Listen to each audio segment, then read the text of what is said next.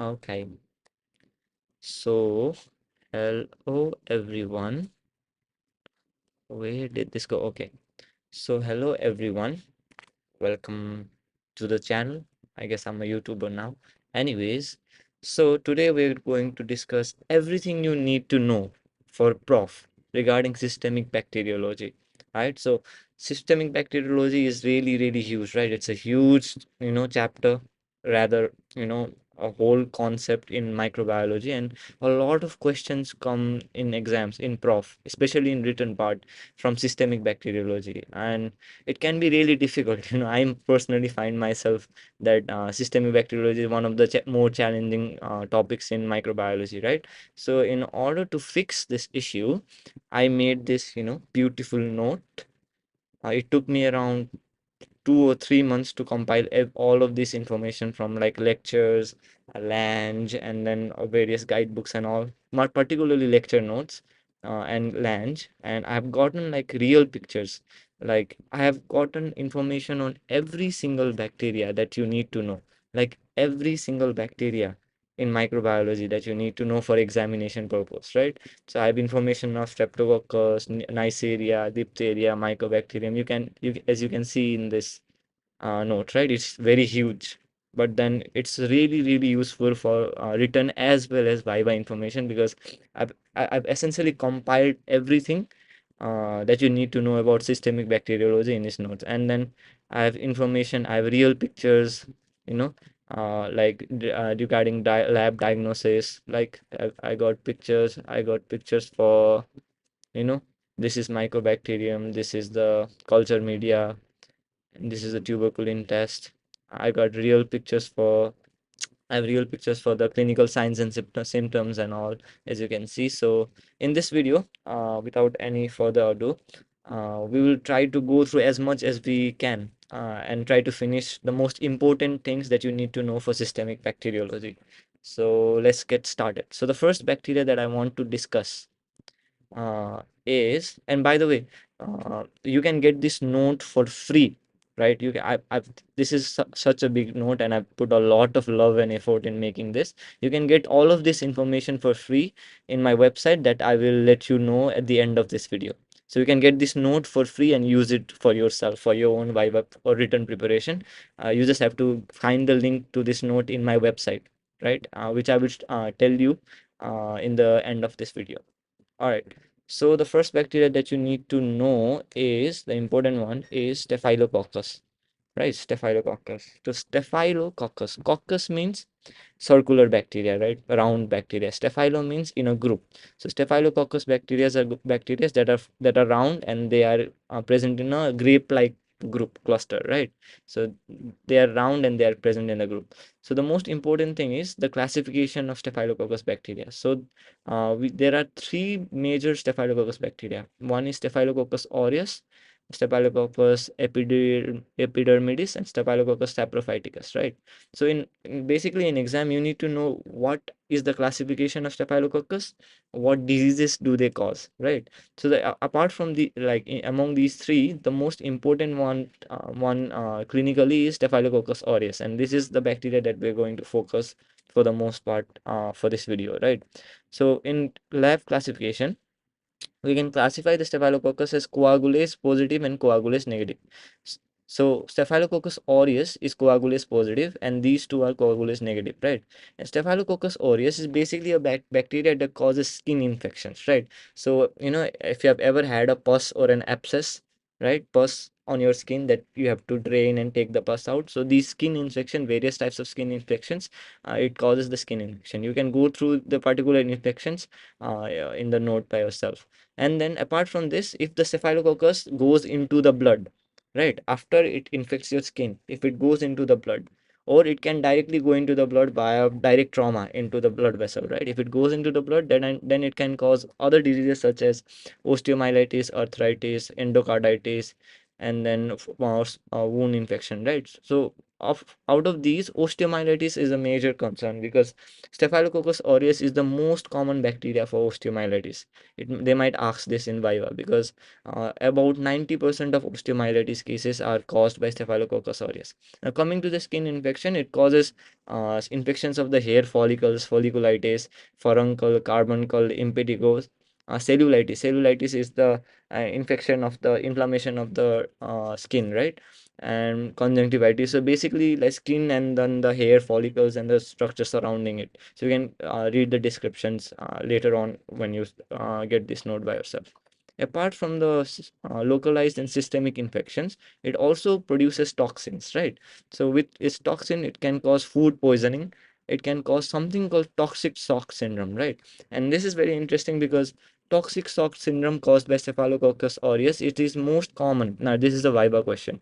It is most common in menstruating women, right? People like women who are undergoing menstrual cycle, when they use tampons, you know about tampons, right? These are those menstrual like hygiene products that you put inside the genital tract to like absorb the menstrual blood flow. So if a woman keeps a tampon during menstruation in her genital tract for too long and it gets infected by Staphylococcus aureus, then it produces something called its toxin, right? Toxic shock syndrome toxin, and it can lead to a fatal disease known as toxic shock syndrome. So the point to remember is toxic shock syndrome, it is common in menstruating women. That's for Viva. And then it also causes something called scalded skin syndrome, particularly seen in infants and babies, right? Now, apart from this, now Staphylococcus aureus is coagulase positive. So, what do you mean by coagulase positive? Coagulase positive means it has an enzyme called coagulase, right? So, coagulase basically, if you can guess it, it does coagulation. Like, so how do you test this? You take a little bit of plasma in the test tube, right? And you put Staphylococcus aureus in it. It will clot the plasma because it has it will cause coagulation of the plasma. So if you take Staphylococcus aureus, Staphylococcus epidermidis, and Staphylococcus saprophyticus in a test tube and put each of them, Staphylococcus aureus will cause the test tube to get clotted. But whereas Staphylococcus epidermidis, I can't pronounce this name, and saprophyticus do not do coagulation, so they don't have the coagulase enzyme, right? Now, that's the classification. Now, Staphylococcus epidermidis, it is a normal flora of the skin, but it causes diseases. So when a normal flora of the skin, it is normally present in the skin, and it does not cause any disease. But if the normal flora of the skin goes to an abnormal location, for example, if somehow this Staphylococcus epidermidis gets its way to the heart in the heart valves, then it causes endocarditis. And if it gets into prosthetic joints, like it usually happens during surgery. So what happens is, we know that Staphylococcus epidermidis, it is present in the skin, right?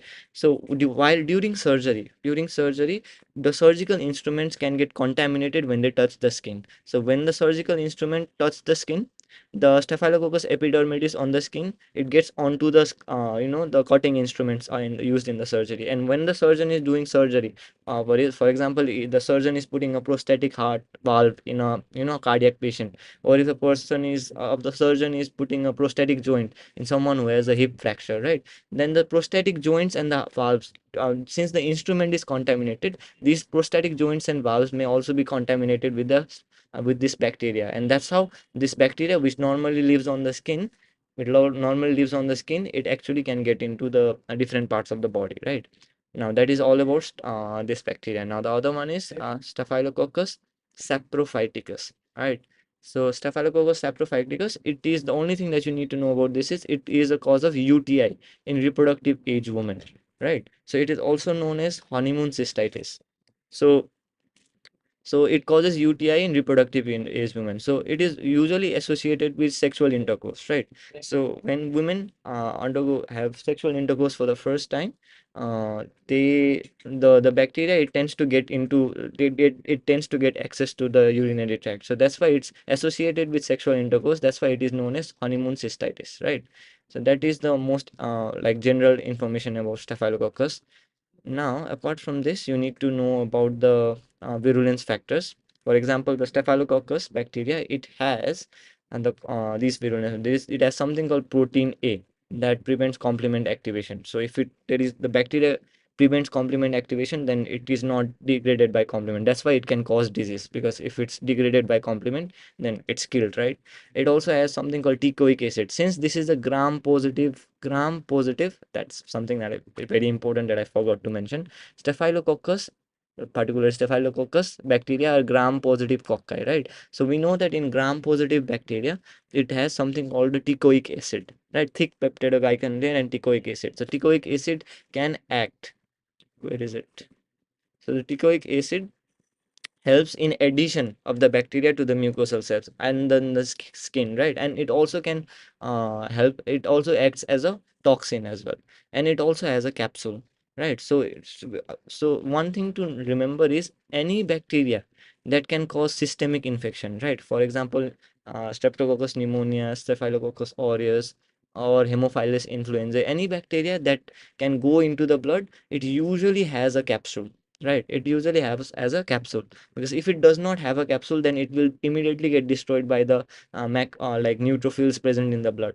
So any bacteria that causes a systemic infection, it usually has a capsule. So since staphylococcus, particularly staphylococcus aureus, causes systemic infection, it also has a capsule, right, which is antiphagocytic. That's why it can travel in blood and go to different places in the body. Now, the most important one is the toxins of Staphylococcus aureus, right? So, toxins of Staphylococcus aureus. There are four most important toxins, right? First one is exfoliating toxin. This causes scalded skin syndrome, right? So, exfoliation. What do you mean by like if you read the term, if you know what the name means, it's easier to remember, right? So, exfoliating means like peeling off of the skin. If the skin is getting peeled off, that means that's the meaning, literal meaning of exfoliation. So exfoliating toxin, if you can guess it, it causes the skin to peel off. That and that condition is called scalded skin syndrome, right? Now there's something called toxic shock syndrome toxin, right? And it causes toxic shock syndrome.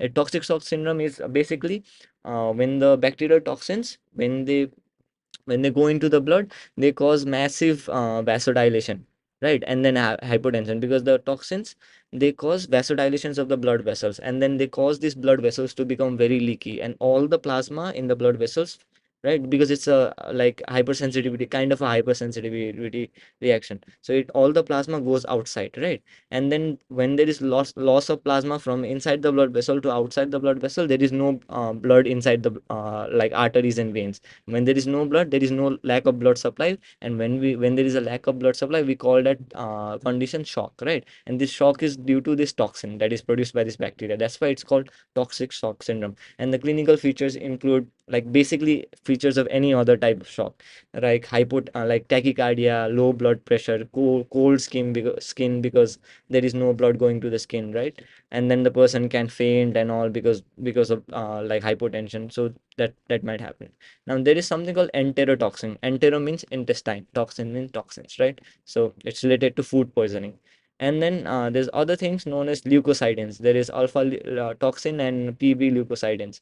These are used to destroy the body tissues, and then also WBCs. These are not as important. The most important ones are exfoliating toxin, toxic shock syndrome toxin, and enterotoxin. Now, now one more thing that I wanted to mention regarding the food poisoning thing is the food poisoning that happens in Staphylococcus poisoning. There is one particular characteristic which they might asking why, but that is there is profuse vomiting. So usually in food poisoning there's vomiting and then diarrhea, right? But in this type of food poisoning, diarrhea is not that of much of a concern because there's less diarrhea. The most important feature is profuse vomiting. So just remember that while reading. So Staphylococcus food poisoning, like profuse vomiting, just remember that. And there's bunch of enzymes, right? Now we already told about coagulase enzyme when we were discussing the lab diagnosis, right? Coagulase, because it has coagulase enzyme that can cause clot formation. Now, why is it important during pathogenesis? Like in my notes, everything has a reason. Like for example, this coagulase, I've given a reason so that you can remember it properly.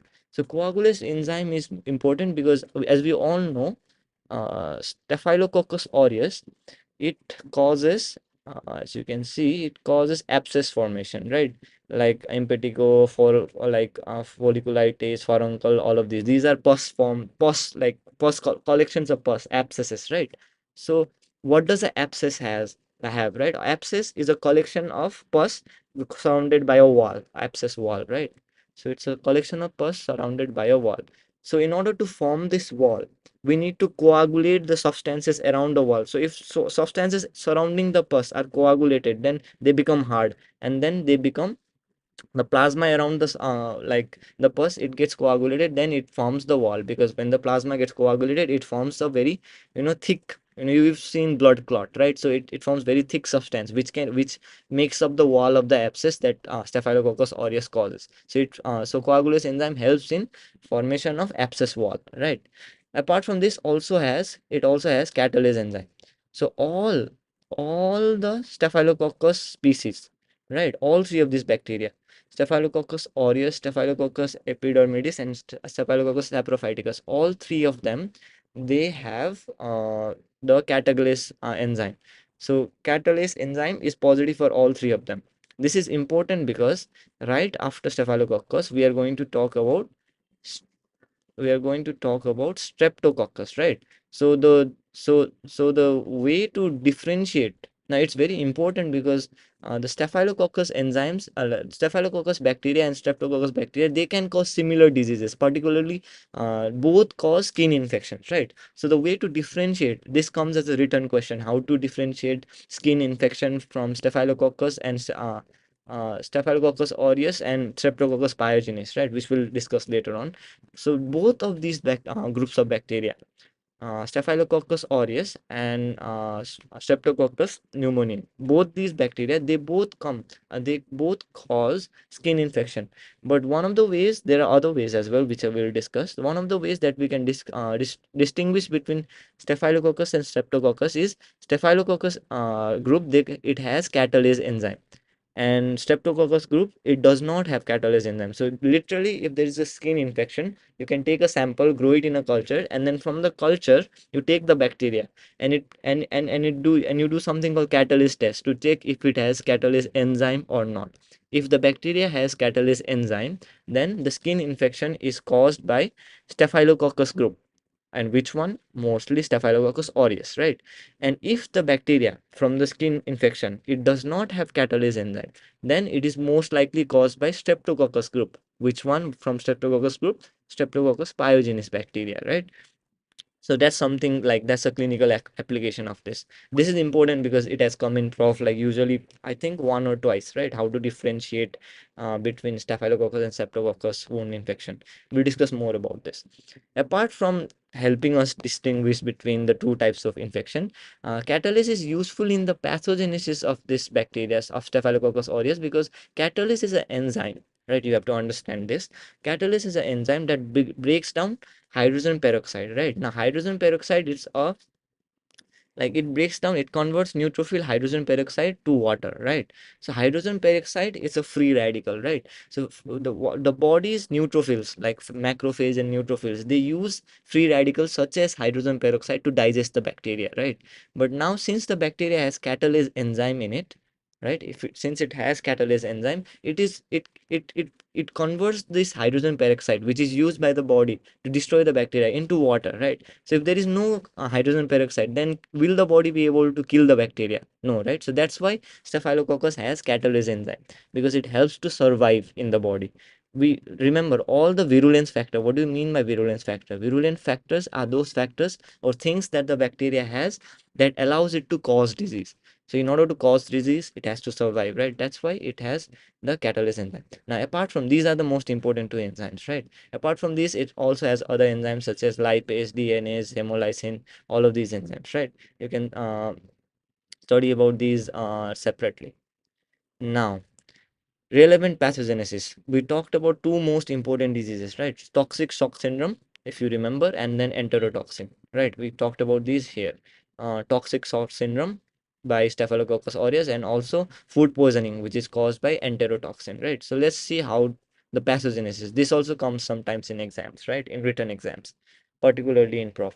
So as I mentioned you, it is associated with tampon use in menstruating women, right? So if a woman is using tampons and she forgets to take those out or replace the tampons like in correct amount of time, right? Because if you keep the tampon there, it's inside the genital tract, it's gonna get infected, and then it's gonna get infected by the Staphylococcus aureus bacteria. It produces the toxic shock syndrome toxin, right? Which acts as a super antigen. Right. So what is a super antigen? Super antigen is nothing but they will they sometimes they give this question, define super antigen. Okay, it's very simple. Super antigen is antigen but super, right? So a antigen, what does an antigen do? Antigen activates T lymphocytes, if you remember in immunity, and produces and then T lymphocyte produces cytokines, right? Interleukin 1, interleukin 2, right? Interleukin 4, 5, all of those cytokines, right? But what a super antigen does is, instead of a normal antigen that activates a small number of particular small number of T lymphocytes, it activates excessive number of T lymphocytes. When excessive number of T lymphocytes are activated, there will be obviously excessive release of cytokines, right? Such as cytokines like interleukin 1, interleukin 2, and tumor necrosis factor. And all of these cytokines, they cause what? As I've already told you, what happens in shock? There is vasodilation, increased capillary permeability. So these cytokines or chemicals will literally dilate the blood vessels and increase the permeability of these blood vessels so that the plasma leaks out and features of shock can be seen. Right. So what are the features of shock? And that is how. So tampon use, toxin goes into blood, acts as super antigen, activates a large number of T lymphocytes. These large number of T lymphocytes release a massive amount of the cytokines, and the cytokines cause vasodilation and shock. That is, if you understand it, right? My point is, if you understand what is happening, it's easier to remember. That's how I study anyways. So what are the features? Sorry for the typo. Features is, as I've already told, hypotension, fever, palpitation, tachycardia, all of that, right? Enterotoxin is the same as toxic shock syndrome. It also acts as super antigen, and then as all the other super antigen, it also releases, activates large number of T lymphocyte, releases lots of cytokines, and then these cytokines stimulate vomiting, right? So remember, enterotoxin, food poisoning, Staphylococcus aureus, marked by profuse vomiting. Okay, they might ask you this in Viva, profuse vomiting. That's very important, and it's particularly found in these foods, right? These are not important. Now, the most important part, right, of I mean, all of what I've discussed is quite important. Like from Staphylococcus, everything they ask everything from Staphylococcus, right? Group. Now, particularly important is the lab diagnosis. How do you actually go about diagnosing infection caused by Staphylococcus aureus, right? So regarding lab diagnosis, first you got to collect the sample, right? And then you got to look at the sample under microscope to see if the bacteria is there. Then you got to do the culture and then biochemical test. It's the same with every single bacteria, right? By now, if you've studied microbiology, you should know about this, right? So first, the sample is particularly pus or exudate, because we know that Staphylococcus aureus causes, as I told you, skin infection. It causes abscess and pus, right? Folliculitis, cellulitis, all of those things, right? These are pus pyogenic infections. So the bacteria that causes pyogenic infection, it's gonna be probably be present in the pus, right? So we take the pus or exudate, or we can take the blood as well. Why blood? Because we know that it causes, I mean, I'm repeating myself, but this is important because it causes systemic infections, like all of these, right? So it goes into the blood, so that we can find the Staphylococcus aureus bacteria in the blood as well, right? So we can take blood or the pus as sample. Now when we do gram staining, right, and then we look at the bacteria under the microscope, what do we see? We see blue colored cocci arranged in grape like cluster against the red background, right? So as I told you, the name of this bacteria is Staphylococcus, right? So Staphylo means circular, right? So blue colored cocci, and since this is gram positive are stained blue because they retain the primary stain, right? What was the primary stain in that thing? I forgot the primary stain. You guys can remind me in the comments if you would like. So they retain the primary stain of the gram staining procedure. That's why they are blue colored. They are cocci because they are circular, right? And then they are Staphylococcus. Staphylo means group. So against red background. So blue color, that is gram positive cocci that are present in group. That's why gram-positive staphylococcus are present. So as you can see in this picture, this I have taken from Lange, I think. So these look at this. These are like circular bacteria that are blue in color. These are gram-positive circular bacteria, and they are present in grapes. Like they are present in groups, right? Groups. So that's why, and they are called staphylococcus. So this is how they appear in the microscope. So if you know if you literally know the meaning of the name of staphylococcus, staphylo group, coccus means cocci, right? You can literally write this. It's not that hard. Anyways, now, one more thing that they ask in Viva, right? Why Staphylococcus bacteria are present in bunch, in groups? So why does this happen? Why do they form groups? Right? It's a tricky question. So the reason why Staphylococcus bacteria form groups is because, like other bacteria, why they divide in a single line, right? They divide in a single plane. Like one bacteria is gonna make another bacteria, another. So it's gonna make a line. So they form chains, right? But staphylococcus bacteria, they divide in multiple planes, right? So this bacteria can form another bacteria here, another bacteria here, and another bacteria. So it divides in all three planes, this and this. But as streptococcus bacteria, they only divide in a single plane like this. They only divide here. That's why they form a chain. But staphylococcus bacteria, they divide in all three planes, right? Up, down, right, up, down, and left, right. So that's why they divide in all the plane. These bacteria, they form a circular, or they form a grape-like cluster instead of forming a chain, because they divide in all three planes, right? I hope you can imagine, right? Now, during culture, we do culture of staphylococcus group in blood agar media, right? Blood agar media, it's a media containing sheep blood, right? Now there's a whole bunch of questions regarding blood agar media. I've written about all of these info, a lot more information in my micro part 2 Viva notes, which you can find in my website. If you can contact me for these notes, right? If you want more information, right? So you can do, anyways, you can do blood agar media. In the blood agar media, Staphylococcus aureus forms golden yellow colonies, right? Because of due to production of staphyloxanthin. So Staphylococcus aureus, when you give it in blood agar media, it forms yellowish colonies. Because of what? The name of this enzyme. Main name of this pigment. It produces staphyloxanthin. And again, in medical science, the names are very important. Xanthin literally means yellow, right? There's lot of diseases coming from xanthin, right? I guess this yellowish vision, xanthelloma, like so, I don't know, this yellowish vision, and then yellowish discoloration of like cartilage or something. So xanthin literally means yellow, right? So staphyloxanthin produces golden yellow colonies, whereas staphylococcus epidermidis, if you remember, which causes endocarditis and arthritis prosthetic valves, right? It causes white colonies. Whereas the remaining one, streptophyticus, it does not produce any pigment. So you can do that. Biochemical test, as I've already repeated many times, it is Staphylococcus aureus is all Staphylococcus groups are catalase positive. That is the main criteria which differentiate the Staphylococcus group from Streptococcus group, right? So all of these bacteria will be catalase test.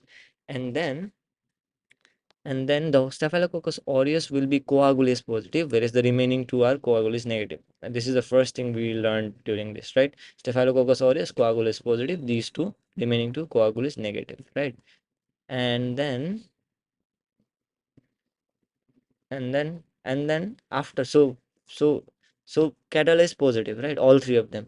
If the bacteria is coagulase positive, then we can confirm that this is staphylococcus aureus, right? But if it's negative, coagulase negative, then it can be epidermidis or saprophyticus. So how do we differentiate between epidermidis and saprophyticus? Because we differentiated between, from the first test, catalase test, you have to understand this. From catalase test, we differentiated the staphylococcus from streptococcus, right? Now, from staphylococcus, which staphylococcus? If the bacteria is coagulase positive, it is definitely staphylococcus aureus. So we got one out. If it is negative, it can be either staphylococcus epidermidis or staphylococcus saprophyticus, right? now now now in order to differentiate between these two, we do something called novobiocin sensitivity test, right? So what is novobiocin? It's basically a antibiotic, right? So if the bacteria is sensitive to this antibiotic, then that bacteria is called epidermidis. So if epidermidis is sensitive to this novobiocin bacteria, so if you try to grow this epidermidis bacteria in culture media containing novobiacin antibiotic, it's not going to grow. So if the bacteria does not grow, which means it is sensitive, it is epidermidis. And if the bacteria grows, then it is known as staphylococcus. So this is basically a protocol to diagnose a infection, and this is how you diagnose whether the bacteria is staphylococcus aureus, epidermidis, or saprophyticus, using these three tests. And these tests are very, very important for exams, right? Now, the last thing that I mentioned in my notes about Staphylococcus aureus is regarding MRSA, right? So MRSA stands for methicillin resistant Staphylococcus aureus. So methicillin is basically a antibiotic. So methicillin used to be a very important antibiotic that we used to use to treat all sorts of skin infections, right? But however, since we have overused this antibiotic, bacteria have developed resistance towards it. So the particularly Staphylococcus aureus has developed resistance towards methicillin antibiotics. So those staphylococcus that have this resistance is known as MRSA, right? Now, how does this resistance form? They might ask you this in Viva, right? It forms by modification of penicillin binding protein. Now, I could go into the penicillin, the process of this antibiotic, but that's out of the scope of this video. I have notes on that. If you want, you can contact me on WhatsApp or in my website. There's a contact numbers. You can contact me there. And then it also contains beta lactamase enzymes, right? So this enzyme basically destroys the methicillin, so it does not work. And then there's also modification of the target site, so the methicillin does not work. Now, what to do if they for MRSA? Since methicillin don't work, we give another drug known as vancomycin. So why is it so important? Because why are we talking about MRSA? Because because for this we need to go up. Why are we even worried about MRSA? We are worried about MRSA because like Staphylococcus aureus is one of the most important causes of hospital acquired infections, right? Particularly in post-operative, after operations, patients will tend to get Staphylococcus aureus infections after operation, and it causes pneumonia, right? And it also causes post-surg after the operation is done, and there's wound in the operation, right? The surgeon makes a incision, so it also causes post-surgical wound infection. And there's a statistics in US, right? Like if you are unlucky enough to get infected by MRSA bacteria, if you are unlucky to get infected by MRSA bacteria, then it is very difficult to treat by normal antibiotics. So since MRSA causes a lot of hospital acquired infections, and if you are infected by MRSA, then it's very difficult to treat it, and it is associated with high degree of mortality, right? So those patients were like you can search these statistics in Google. Those patients who are infected by MRSA have a significantly higher chance of dying because this is resistance to almost a lot of antibiotics, right? So that is the importance of MRSA. That's why we are worried about it, because you can't really treat patients infected by MRSA very cheaply. They need very potent drugs like vancomycin, which has a lot of side effects and all. So that was all about Staphylococcus. I mean, it took a lot of time. So like this, I could discuss about, inshallah, I can discuss about the Streptococcus bacteria as well. I have all the pathogenesis and all. And then I have information on diphtheria, right? I can make this video as long as possible because there's a lot of information to discuss. So you can get all of this, right? You can get all of this useful information that I've worked very hard to compile for free on my website. So if you go to my website, I'll show you the website. So if you go to my website, betternotes.framer.ai, right? So this is my website, right? So you can get all the exam notes that I make from lecture notes, which are prof based, right? I make very short notes, right? Quick revision notes for prof examinations, right? Which are based on lecture notes, and they have easy explanations and all, right? So I have notes on pharmacology, microbiology, community medicines, pathology, right? So if you want all of my notes, you can contact me. Any of my notes interested, you can contact me here. You can click this link, and you will get to my WhatsApp, and that is that. And I'll put the link of this. I'll put the link of my website in the description of this video. And here I will also upload this note that I'm discussing, which has everything you need to know about systemic bacteriology. Like if you literally read all this information which I've explained, if which I've given explanations, if which I've given explanations, very simple explanation as you saw in every single point, it would be, I think it would be a really good resource for your Viva, especially Viva and written preparation. It's like a complete package. So I hope you guys will check out the website, and I hope this video was useful. That is that.